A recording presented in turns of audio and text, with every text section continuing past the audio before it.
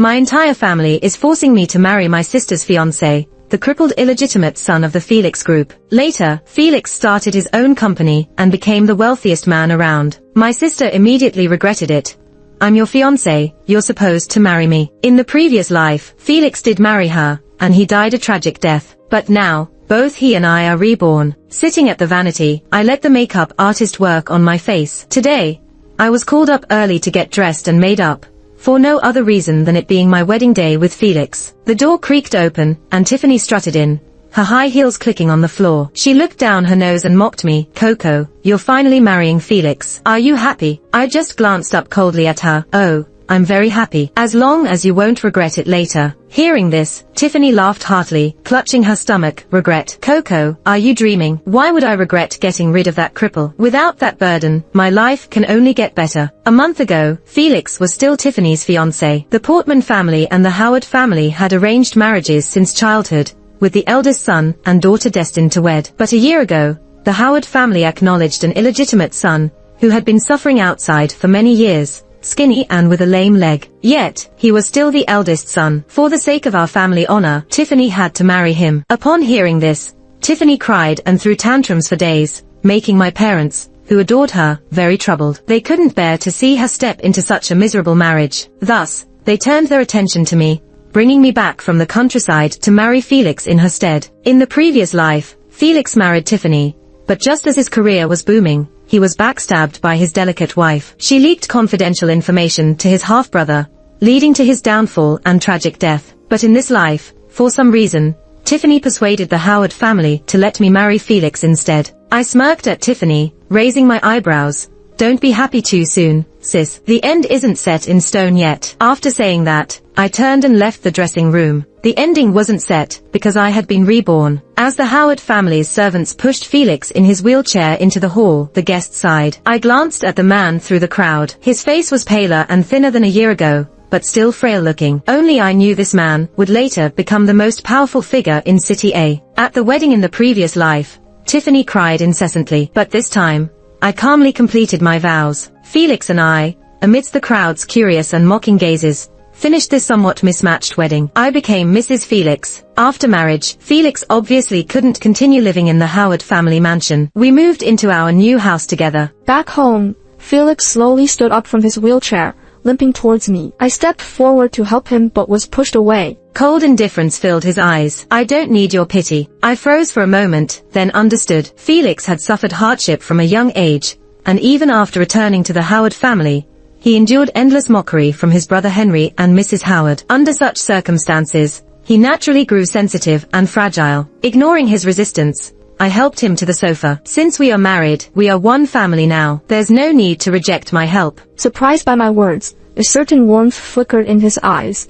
making them softer. Satisfied, I smiled. Anyone who suffered so much would be deeply touched by their first taste of kindness. Since I decided to be a good Mrs. Felix and use his power to take down the family that used me, the Portman family, I had to win Felix over. The next day, Felix and I visited the Howard family mansion to see his parents. The Howards were even more prestigious than the Portmans. If it weren't for the arranged marriage from years ago, the Portman family wouldn't have been able to reach their level. Mr. Howard greeted us warmly, inviting us to sit and chat. He felt he owed Felix and always wanted to make up for it. In the previous life, during Felix's struggle with Henry, Mr. Howard supported Felix. Unfortunately, Henry's maternal family was powerful, and they held key information, allowing Henry to narrowly win and utterly destroy Felix. Mrs. Howard, however, was clearly displeased with our visit. Covering her nose, she coughed dramatically. If the sick person stayed home and recuperated, it wouldn't matter. But spreading your germs and bad luck to others is unacceptable. My Henry can't handle that kind of crap. Henry glanced provocatively at Felix. Felix turned pale, but he didn't say anything. He was used to this kind of mockery and insult. Mr. Howard furrowed his brow and glanced at Mrs. Howard, but said nothing. Bringing an illegitimate child home and acknowledging him was already a stretch,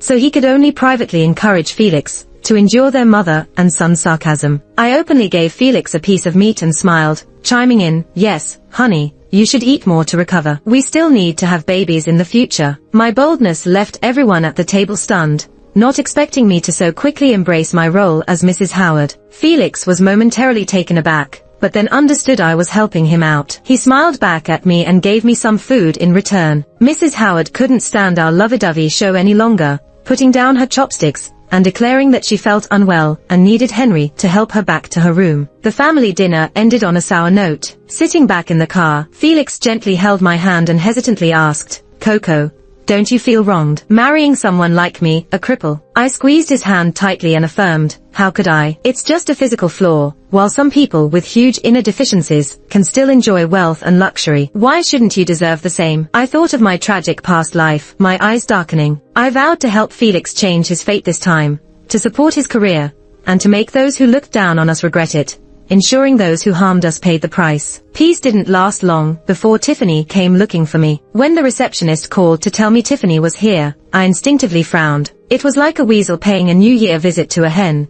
She obviously had no good intentions, but I couldn't refuse, so I let the receptionist show her in, prepared to deal with whatever came my way. Tiffany still carried herself with arrogance. She casually tossed her designer bag onto my desk, scattering my design drafts all over the floor. I frowned and asked, "Miss Tiffany, what brings you here today?" I had been reborn a year ago, just when Felix returned to the Howard family, and the Portman family brought me back from the countryside to cover for Tiffany. In my previous life, I obediently stayed home, neither competing for inheritance nor the company, just wanting to live peacefully. But Tiffany still wouldn't let me be. She hated that I could fall in love freely while she was stuck in an arranged marriage to a cripple. She resented that I could inherit all of Grandma's savings and live comfortably. So she schemed to ruin my reputation, leaving me despised and humiliated until I tragically took my own life, just to see me as miserable as she was. Given my rebirth, I wouldn't repeat the same mistakes and wait at home for others to harm me. So, I opened a studio to set more plans in motion for myself. "Coco, you know Felix isn't in great health, a cripple and an illegitimate son. You should know who will hold power in the Howard family eventually, right?" Tiffany, surprisingly cordial, spoke to me gently. I furrowed my brow tighter and asked directly, "What do you mean, Tiffany?" "My work is plenty, my time is valuable. If you can't get to the point, please leave." Though I had my suspicions, she dropped the pretense, revealing, "Henry wants to work with you. You know, despite being the second son, he's got strong support from his mother's side. It's almost certain he'll come out ahead in the future battle for control of F Group." "Oh?" I raised an eyebrow, leaned back, and asked, "Why would Henry want to work with me then?" Despite lacking maternal support, it's clear Mr. Howard dotes on Felix. Tiffany, irritated, retorted, "No matter how much Mr. Howard dotes on him, he wouldn't hand everything to a bastard. And look at him, all skin and bones. He won't live long anyway. I'm pitying you, thinking of you as my sister, not wanting you to end up a lonely widow, giving you this opportunity." Ha, like anyone would believe Tiffany actually cared about me. "So, what do you want?" I finally asked. Relieved, Tiffany regained her smug demeanor. "You don't have to do much. Just keep an eye on Felix and report any company secrets. When necessary, help Henry tamper with or steal documents." I couldn't help but laugh. "Do you realize what you're suggesting is illegal? And you're brazenly saying it here." Tiffany froze, realizing she was tricked. Before she could speak, I interrupted, "Forget it. Felix and I have a loving marriage. There's no chance for you to exploit. I'll also inform Felix about your plans." "Thanks for the warning." Enraged, Tiffany shouted, her face turning red, "Coco, don't be disrespectful. You'll regret this. We'll see who regrets it." I looked her straight in the eyes, unafraid. "Assistant, call security to escort Miss Tiffany out," I coldly ordered through the intercom. Fuming, Tiffany stomped out of my office. Watching her walk away, my muscles relaxed. Memories of the past life torments she inflicted on me still fresh, even now. Seeing her made my body tense up. In my past life, I willingly joined forces with Henry, but in this life, even though I didn't marry Felix, Tiffany still came to try and persuade me to be their informant. It's understandable though. Growing up, everyone told Tiffany that her future husband would be Henry, the young master of the Howard family. She's had a crush on him since she was young, and despite his constant affairs, she's deeply in love with him. In my previous life, she risked jail time to help Henry seize the family assets. But I'm not like Tiffany. I'm not so easily manipulated. The most important thing is, Henry has often helped Tiffany commit her wrongdoings. They are all on the same boat and they are my enemies, the people I seek revenge on. When I got home, I hesitated for a moment, but decided to tell Felix. Tiffany came to the office today. Felix seemed surprised that I would tell him this. She said Henry wants to collaborate with me, but I refused him. I told Felix everything honestly.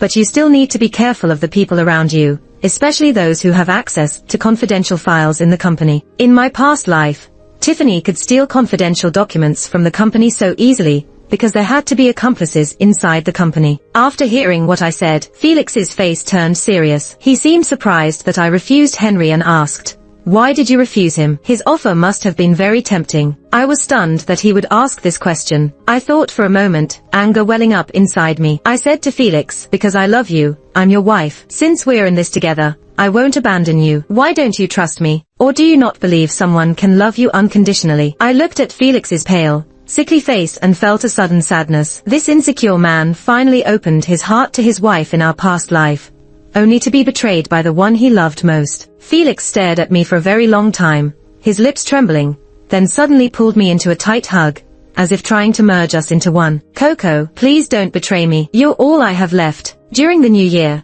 Felix and I had to go back to the Howard family mansion for dinner. I squeezed Felix's hand to comfort him. He looked up and gave me a small smile. Over the past few months, our relationship had slowly warmed up, and he finally began to open up to me. Mrs. Howard and Henry still treated us with disdain, just like they did 6 months ago. Henry's eyes showed even more hostility, likely because he hadn't expected me to refuse his offer. But he hadn't given up. When I came out of the restroom, a shadow grabbed me forcefully and dragged me back inside. I struggled in the darkness, dim light from outside revealing it was Henry. In the darkness, with the man's heavy breathing and my restrained body, I couldn't help but recall the cold night in my past life, when I was framed by Tiffany and raped by a criminal. Luckily, it was winter, and I was dressed warmly. Henry pinned me against the sink, holding me tight, breathing into my ear. "Coco, I'll give you another chance. Join me. It's much better than staying with that cripple." His voice was close, and he cruelly touched my ear,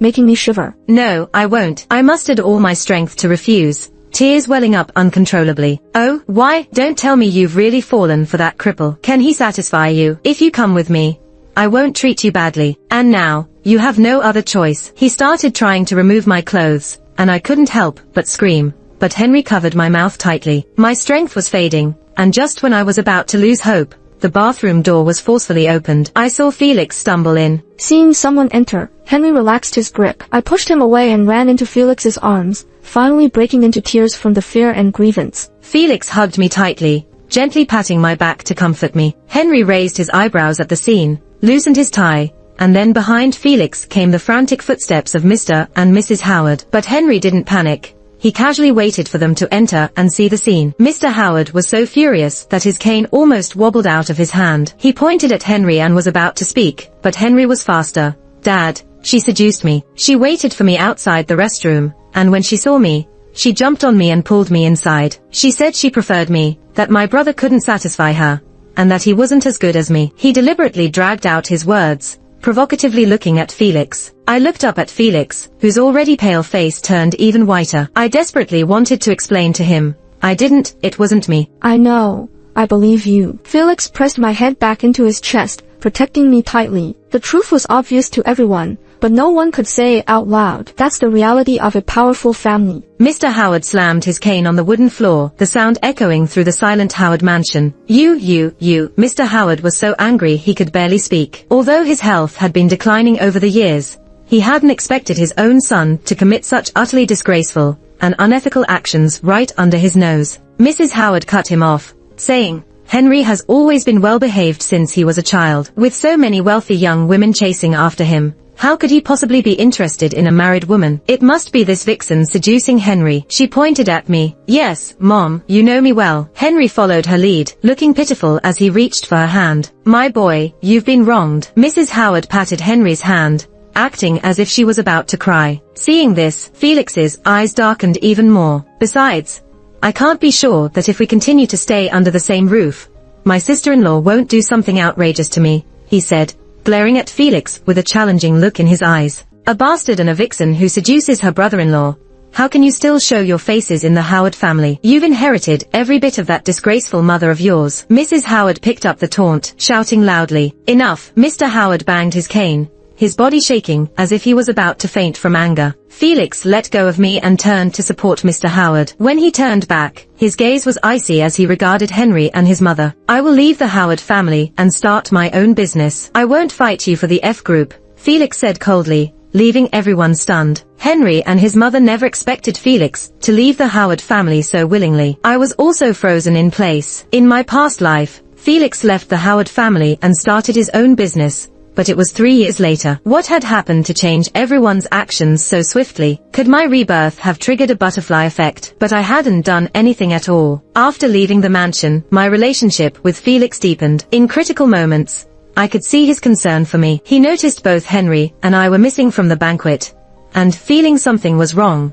rushed to rescue me without even bothering to grab his cane or wheelchair. Once Felix left the Howard family and started his own business, I could easily see he felt more relaxed, possibly because he no longer had to endure the constant jabs and pressure from Henry and his mother. With Mr. Howard's help, Felix's company was successfully established and began to operate smoothly. In less than 2 years, Felix had made a name for himself in City A. People said he had a shadow of Mr. Howard in his heyday. At the beginning of the year, there was an auction, and Felix took me to attend it. I was browsing through the auction catalogue when I felt a sense of familiarity. Today's first item for auction was a piece of land at the suburban sewage treatment plant, presented as the opening item. The suburban sewage treatment plant. I suddenly looked up, remembering. In my previous life, not long after the auction, the government designated this area as the site for a new metro station. It was not only a crucial part of the metro line, but also a connecting point between City A and City B. The government ended up buying the land for several times the auction price. I was about to turn to tell Felix to bid for the land, when he had already raised his paddle. 1 million. The crowd was in an uproar. Everyone knew the suburban sewage treatment plant had been abandoned for years and the land was polluted. It was useless for agriculture,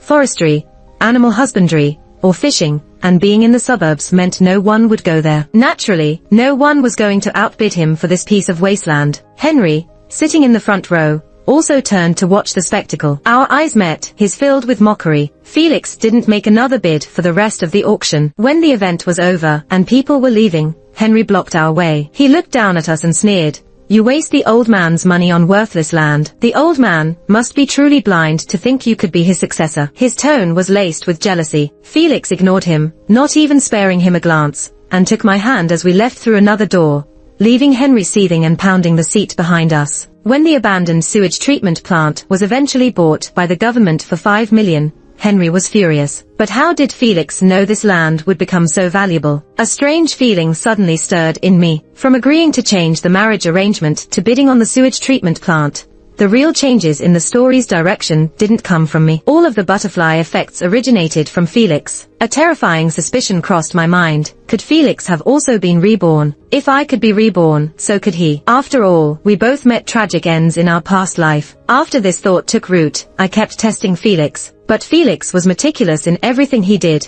never leaving me any openings to test him. After the sewage treatment plant incident, which not only netted us a profit of 4 million, but also gained Felix admiration from other companies and some veterans, more shareholders within the F group began to want him to take over the company. In such a situation, Tiffany and Henry grew increasingly restless. One day, as I brought Felix lunch, I happened to catch Tiffany coming to see him at the office. Felix and I exchanged glances. I was suddenly curious about what Tiffany wanted with him, so I hid behind the door, sitting on the sofa and snacking while waiting for her to come up. The door creaked open. I couldn't see their figures or expressions, but I could hear everything clearly. "Felix." Tiffany's voice was so sweet it gave me goosebumps. After some hurried footsteps, Felix's cold voice sounded, "Miss Tiffany, stop. It's inappropriate for a man and woman to be so close, especially when I'm married to your sister, no less. Such intimate behavior is improper." "Felix, you know it should have been me marrying you," Tiffany hurriedly said. "We missed our chance 3 years ago, but if I'm willing now,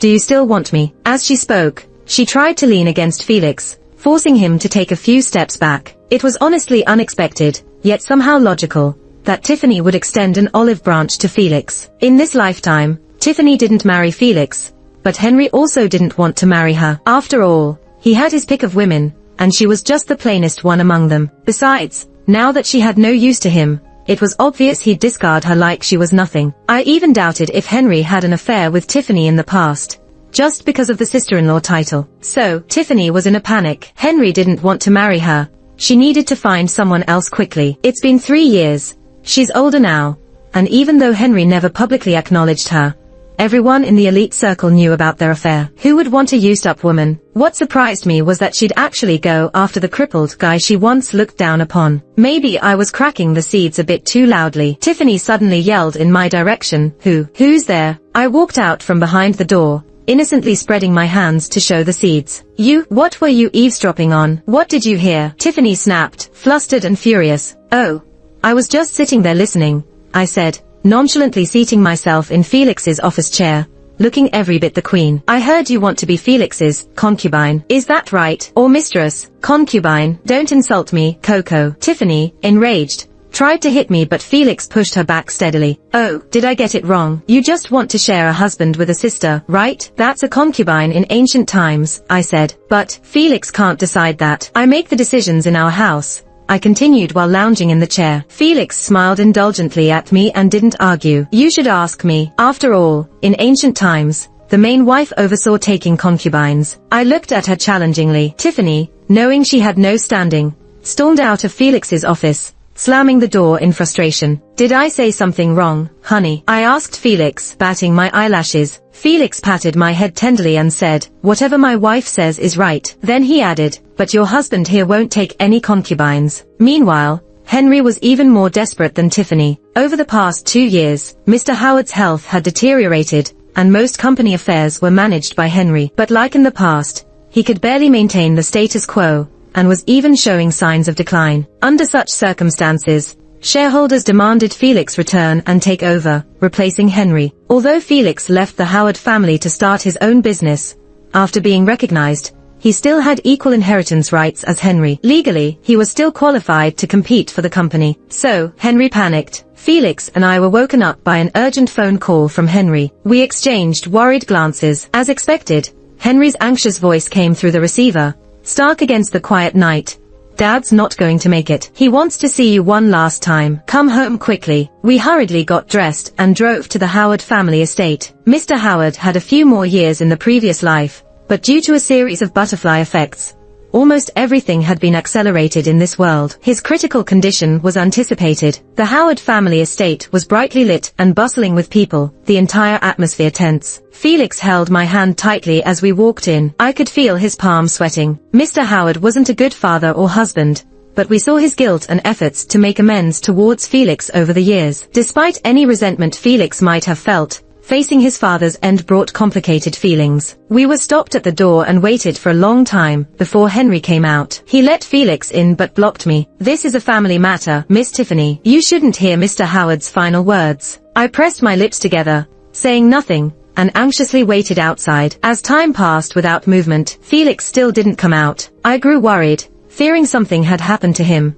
but couldn't rush in to check. Worried about your husband, sis? Henry's now calm voice came from behind me. The urgency from earlier was gone. I glared at him, ignoring his taunt. He wasn't annoyed, just smiled and continued. 3 years ago, you turned me down here. I wonder if you'll regret it after tonight. A chill ran down my spine, sensing something was amiss. Just then, a familiar figure whispered something to Henry. The man wore a bent baseball cap that obscured his face, but his build and profile seemed familiar. At that moment, a few police officers suddenly barged in, showed their badges, and said, "We're from the police department. We received a tip that Mr. Felix is involved in tax evasion and money laundering. There's substantial evidence. Mr. Felix needs to come with us for investigation." I was stunned, instinctively looking at Henry. He shrugged, but the triumph was clear in his eyes. "Officer, someone's framing him. He's law-abiding. He'd never do such things." I pleaded, but it was in vain. No one listened to my desperate explanation. I was extremely anxious,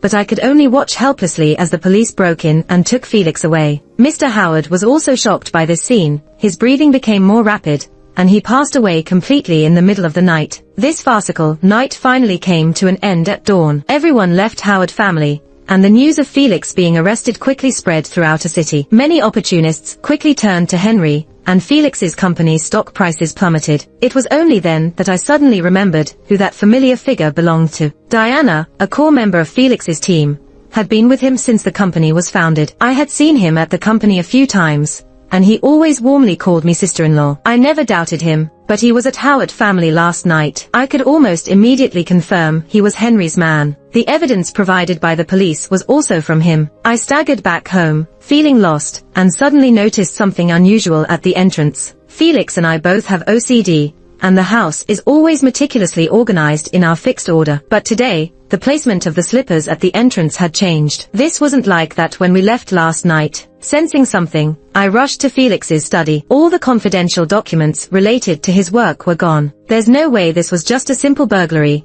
especially at such a specific time last night. I quickly called the police, and also asked the property management to check last night's surveillance footage. The investigation result came out quickly. Tiffany was caught. In the interrogation room, I harshly questioned Tiffany on how she dared to use such a low-level theft method. She was bound to be caught in no time. So what? Tiffany's face was full of indifference. I just need to serve a few years in prison. When I get out, he promised he'd marry me. Of course, I knew who she was talking about. Henry. I thought Tiffany had gone mad. She would do anything to help Henry complete his plan for a sliver of hope. But she was right. Such a low-level and simple operation could indeed deal us irreparable damage. Henry got hold of Felix's company's secrets, once again. But just when I was almost in despair, Felix was released, acquitted, and at the same time, news came out that Henry was arrested and imprisoned. He had colluded with Diana and Tiffany to steal others' company secrets, and was also suspected of forging evidence to frame others. These charges were enough to keep him behind bars for several years. When I arrived outside the police station, it was already dark. Felix was standing alone under the streetlight,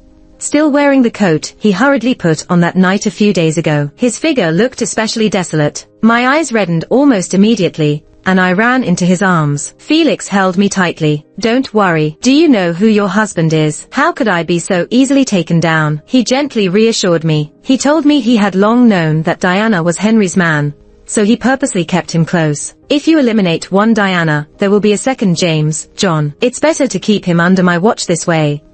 I can control his every move. I choked up and blamed him. Next time, don't keep it from me. I worried about you for so long. He hugged me tighter. I was surprised to find that he was standing firmly, holding me without any of his usual signs of instability. Under my interrogation, he finally confessed. I wanted to keep a low profile before to avoid Henry's traps. Oh, so no need to keep low now? I asked, slightly aggrieved. No need. Henry's not coming out. In my astonished gaze, Felix pressed my head into his chest. The late autumn wind was chilly, but his embrace was warm. He killed the old man. I was momentarily stunned, then snuggled deeper into his chest. I no longer cared if he had been reborn. Regardless, from now on, he and I were going to embrace a truly exciting life that belonged to us.